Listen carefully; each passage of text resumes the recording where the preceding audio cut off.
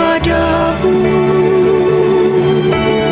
Untuk Engkau aku hidup, untuk Engkau aku mati.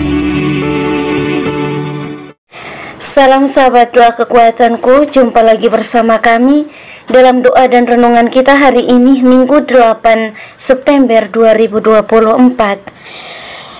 Doa kita hari ini akan bersama Suster Maria Gordiana PRR dan renungan bersama saya Suster Maria Magda PRR dengan bacaan diambil dari Injil Markus bab 7 ayat 31 sampai 37. Mari Bapak Ibu Saudara-saudari yang terkasih, sebelum memulai permenungan kita dalam seluruh hari ini, mari kita mengundang kehadiran Roh Kudus melalui lagu Veni Creator.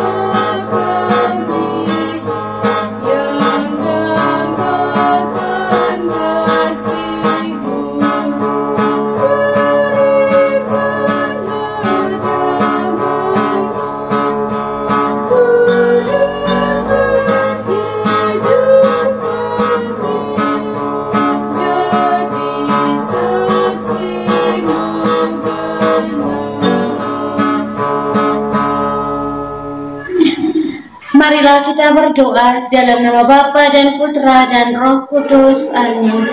Ya Allah Bapa di dalam surga, kami bersyukur kepadamu untuk berkat penyertaan dan bimbingan-Mu bagi kami hingga hari ini. Kami mohon kepadamu ya Tuhan, tuntun dan sertailah kami dalam setiap derap langkah perjalanan hidup kami, dalam berbagai suka duka hidup keluarga kami, komunitas kami. Kami mohon kiranya Engkau menyertai kami, memberikan jalan keluar manakala kami memperoleh tantangan dan kesulitan dalam hidup. Untuk itu ya Tuhan, kami akan mendengarkan sabda-Mu sebagai pedoman dan penuntun langkah hidup kami. Mari, utuslah Roh Kudus-Mu untuk mendiami hati kami masing-masing, agar kami boleh mendengarkan sabda-Mu dan boleh merenungkan serta menerapkannya dalam kehidupan kami. Nama-Mu yang kudus kami puji, kini dan sepanjang masa. Amin.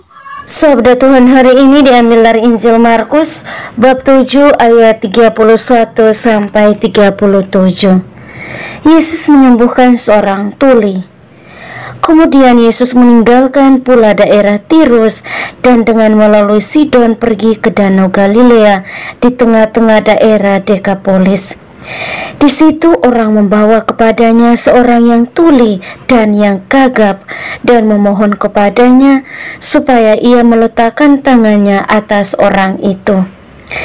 Dan sesudah Yesus memisahkan dia dari orang banyak sehingga mereka sendirian, ia memasukkan jarinya ke telinga orang itu, lalu ia meludah dan meraba lidah orang itu. Kemudian sambil menengadah ke langit, Yesus menarik nafas dan berkata kepadanya, "Efata," artinya terbukalah. Maka terbukalah telinga orang itu, dan seketika itu juga terlepas pulalah pengikat lidahnya, lalu ia berkata-kata dengan baik. Yesus berpesan kepada orang-orang yang ada di situ supaya jangan menceritakannya kepada siapapun juga. Tetapi makin dilarangnya mereka, makin luas mereka memberitakannya. Mereka takjub dan tercengang dan berkata, ia menjadikan segala-galanya baik, yang tuli dijadikannya mendengar, yang bisu dijadikannya berkata-kata. Demikianlah sabda Tuhan, terpujilah Kristus. Bapak, Ibu, saudara-saudari yang terkasih dalam Kristus Yesus, hari ini kita memasuki hari Minggu biasa yang ke-23 dengan bacaan Injil yang baru saja kita dengarkan bersama tentang bagaimana Yesus menyembuhkan seorang yang tuli. Nah, di dalam kitab suci kita mendengarkan biasanya Yesus mengadakan mujizat, entah itu membangkitkan orang mati, mujizat penyembuhan, dan lain sebagainya. Ada yang Yesus melakukannya hanya dengan perkataan saja. Yesus hanya berkata bahwa terbukalah, maka saat itu juga akan terbuka. Misalkan mata dia yang tertutup, Yesus perintah bahwa terbuka maka akan terbuka. Atau di dalam Injil yang lain kita mendengarkan tentang Yesus menghentikan angin ribut. Lalu hari ini kita mendengarkan lagi tentang Yesus menyembuhkan seorang yang tuli. Dan peristiwa yang dilakukan oleh Yesus hari ini tidak dengan perkataan, tidak dengan berkata saja, tetapi dia melakukan tindakan nyata. Tangannya bergerak melakukan sesuatu. Dan di situ dalam ayat yang ke-33 kita mendengarkan bahwa Yesus memasukkan jarinya ke dalam telinga orang itu, dan setelah ia memasukkan jarinya, ia meludah dan meraba lidah orang itu. Jadi hari ini mujizat yang diadakan oleh Yesus tidak hanya dengan berkata, tetapi dengan tindakan, dengan suatu perbuatan tangan yang ia lakukan hari ini. Dan Bapak, Ibu, saudara-saudari, apa yang terjadi? Semua orang yang ada di situ melihat bahwa ini adalah suatu keajaiban, sesuatu permujizat yang Yesus adakan, yang baru terjadi, dan ini perlu untuk diceritakan kepada semua orang. Walaupun Yesus melarang mereka untuk tidak boleh ceritakan itu kepada siapa-siapa. Yesus bilang cukup mereka saja yang tahu, jangan lagi pergi cerita kepada siapapun. Tetapi Bapak, Ibu, saudara-saudari yang terkasih, mari kita melihat ke dalam kehidupan kita setiap hari. Nyatanya mungkin di kota-kota jarang ini terjadi, tetapi di kampung-kampung, di pedalaman termasuk di kampung saya, orang tuh suka sekali untuk menyebarkan namanya berita burung. Baru terjadi 1 menit di kejadian di rumah atas, misalkan dalam sekejap waktu tidak sampai 5 menit, peristiwa itu akan tersebar sampai ke ujung kampung, dan kampung tetangga sekalipun dia akan tahu masalah itu, Bapak Ibu. Memang sekarang pasti kita akan berpikir bahwa kan ada HP, ada berbagai banyak media sosial, jadi cepatlah orang bisa siarkan peristiwa-peristiwa itu. Tetapi Bapak, Ibu, saudara-saudariku yang terkasih dalam Kristus, terkadang kita tuh kurang jernih untuk memilah kira-kira berita yang saya bilang tadi, berita burung. Mungkin itu tidak benar. Ya, tidak perlu kita wartakan kepada semua orang. Kita jalan di jalan ketemu satu orang, biasanya kebanyakan tuh perempuan yang biasa buat begitu. Biasa tuh mulai awali gosip tuh dengan wih, kau tahu tidak ada begini. Kalau mulai ada pertanyaan bilang kau tahu tidak, otomatis lawan bicara tuh akan kepo. Orang bilang dia akan kepo dan dia akan mulai tanya-tanya, wih, kenapa makin panjang, dan akhirnya terjadilah berita-berita yang mulai campur aduk dengan berbagai macam bumbu-bumbu supaya dia lebih enak, lebih sedap untuk didengar. Bapak, Ibu, Saudara dan Saudariku yang terkasih dalam Kristus Yesus, hal yang sama yang hari ini dilarang oleh Yesus. Yesus melarang mereka yang menyaksikan peristiwa penyembuhan orang tuli tadi untuk tidak boleh menceritakan itu kepada orang lain, tetapi nyatanya mereka pergi dan menceritakan itu. Ya, kalau kita lihat dari sisi positifnya, ya baiklah, karena ini sesuatu mujizat, sesuatu hal baik yang perlu kita teruskan kepada orang bahwa dia melakukan ini, makanya dia yang tuli tadi sudah bisa mendengar. Tetapi sekarang Bapak, Ibu, Saudara-saudari, mari kita kembali ke dalam kehidupan kita secara pribadi. Mungkin kita bisa memilah kira-kira berita-berita apa yang perlu untuk saya dengar, lalu saya lanjutkan itu, saya teruskan itu kepada orang lain. Dan ada berita-berita yang tidak perlu untuk saya sampaikan kepada orang lain, cukuplah saya yang mendengar, lalu ya habislah di saya begitu. Jangan kita memperpanjang berita-berita itu, karena dari mulut ke mulut itu bahasa yang dikeluarkan akan berbeda, dan tentu dengan itu akan menimbulkan berbagai macam perspektif orang. Dia akan berpikir sesuai dengan pemahamannya dia, dan setelah itu dia akan melanjutkannya itu lagi yang belum tentu apa yang dia pikirkan itu benar sesuai dengan peristiwa yang terjadi. Oleh karena itu Bapak, Ibu, Saudara-saudari yang terkasih, mari kita diajak oleh Yesus agar melalui kisah hari ini, kisah tentang Yesus menyembuhkan seorang yang tuli, bisa menjadi pedoman, bisa menjadi pegangan untuk kita di dalam memfilter setiap berita atau ya berita-berita baik yang kita terima dari orang, yang perlu, mana yang harus kita teruskan dan mana yang cukup untuk menjadi konsumsi kita secara pribadi. Semoga Tuhan Yesus senantiasa memberkati kita. Amin. Setelah mendengar dan merenungkan sabda Tuhan, marilah kita menyampaikan doa-doa permohonan kita. Kita berdoa untuk semua mereka yang sedang sakit, anggota keluarga kita maupun siapapun mereka, secara khusus untuk saudara-saudari kita di dalam YouTube Doa Kekuatanku Channel yang sedang sakit, entah apapun itu sakit mereka. Mari kita memohon uluran dan berkat Tuhan agar Tuhan boleh menjamah bagian tubuh mereka yang sakit, dan kita juga mohon rahmat, kekuatan, serta ketabahan hati bagi mereka, sehingga mereka mampu untuk melihat penderitaan yang mereka alami sebagai bagian dari membantu Yesus untuk memikul penderitaan hidupnya. Marilah kita mohon, kabulkanlah doa kami ya Tuhan.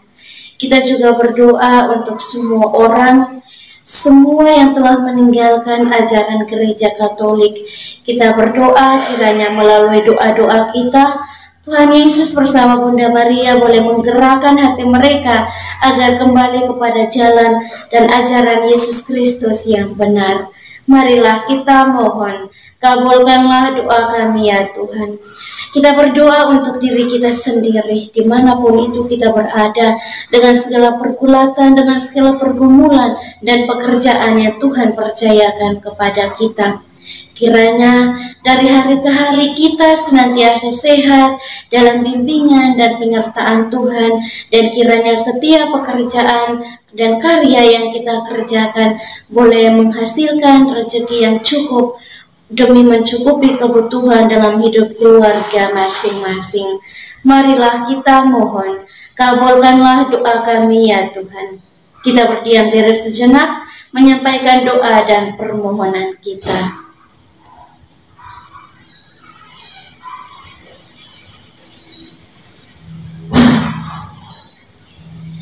Marilah kita mohon, kabulkanlah doa kami ya Tuhan. Kita satukan semua doa dan harapan kita dengan doa yang diajarkan oleh Kristus sendiri. Bapa kami yang ada di surga, dimuliakanlah namamu. Datanglah kerajaanmu, jadilah kehendakmu di atas bumi seperti di dalam surga. Berilah kami rezeki pada hari ini dan ampunilah kesalahan kami, seperti kami pun mengampuni yang bersalah kepada kami. Dan janganlah masukkan kami ke dalam pencobaan, tetapi bebaskanlah kami dari yang jahat. Amin. Salam Maria, penuh rahmat, Tuhan sertamu. Terpujilah engkau di antara wanita, dan terpujilah buah tubuhmu, Yesus. Santa Maria, Bunda Allah, doakanlah kami yang berdosa ini, sekarang dan waktu kami mati. Amin. Kemuliaan kepada Bapa dan Putra dan Roh Kudus, seperti pada permulaan, sekarang, selalu, dan sepanjang segala abad. Amin. Yesus Kristus, anak Allah yang hidup terang dunia, aku sembah sujud kepadamu. Untuk engkau aku hidup, untuk engkau aku mati. Yesus Kristus, anak Allah yang hidup terang dunia, aku sembah sujud kepadamu. Untuk engkau aku hidup, untuk engkau aku mati. Yesus Kristus, anak Allah yang hidup terang dunia, aku sembah sujud kepadamu. Untuk engkau aku hidup, untuk engkau aku mati. Mari Bapak Ibu Saudara-saudari yang terkasih, kita memohon berkat Tuhan melalui tangan imamnya. Bersamamu dan bersama rohmu, saudara dan saudari, senantiasa dilindungi, dibimbing, dan diberkati oleh Allah yang Maha Kuasa, Bapa dan Putra dan Roh Kudus. Amin. Terima kasih Bapak Ibu Saudara-saudari yang terkasih untuk kebersamaan kita hari ini. Kita akan kembali berjumpa dalam doa dan renungan di hari selanjutnya. Kami akan selalu hadir untuk menyapa setiap hati.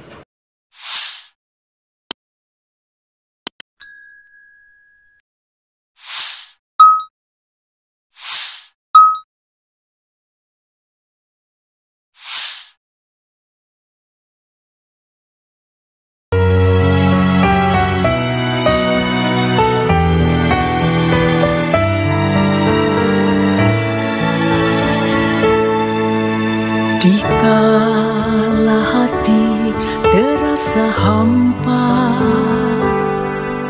doa jadi kekuatan. Ketika terbersit sejuta angan, doa jadi tempat curahan. Di saat raga terasa lelah, doa tempat pengharapan. Tinggallah dalam doa kami, oh Tuhan. Doa kekuatanku dalam nama Yesus Kristus. Engkaulah terang dunia, dalam doa aku sembah sujud padamu.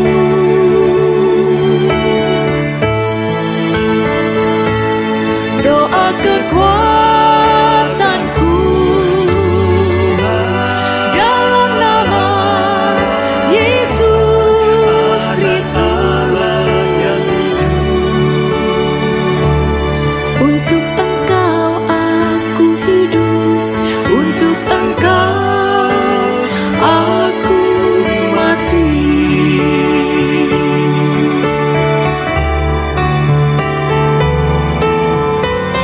Yesus Kristus, anak Allah yang hidup terang dunia, aku sembah sujud